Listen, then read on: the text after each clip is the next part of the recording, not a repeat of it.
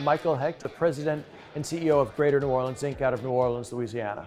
Well, I think what came across in the panel is that hydrogen is real. The hydrogen projects are very real in Louisiana. We have literally tens of billions of dollars of projects that have already been announced. So there is a real base for hydrogen, blue and green and beyond.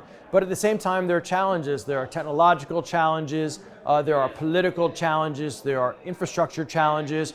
And so I think it's important that we get excited about this vision for hydrogen future, that we recognize there are templates that we can look back to, for example, what happened with natural gas, and for example, the Henry Hub versus the hubs that we're building for hydrogen. But at the same time, be realistic. It's going to take some time.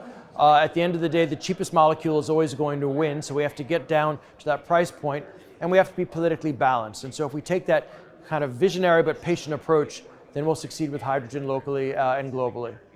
Well, it's important because there's going to be learnings that we're going to be able to get from each other. So for example, in Louisiana, we probably have the best place in terms of infrastructure, geology, and politics to do hydrogen projects in the United States right now.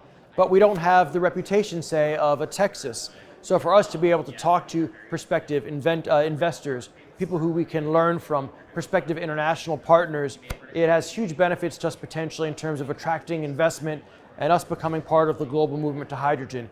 We can't do that if we're not together at an event like Hydrogen Americas.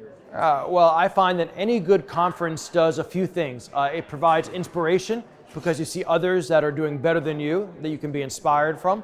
It provides networking, people that you can learn from going forward.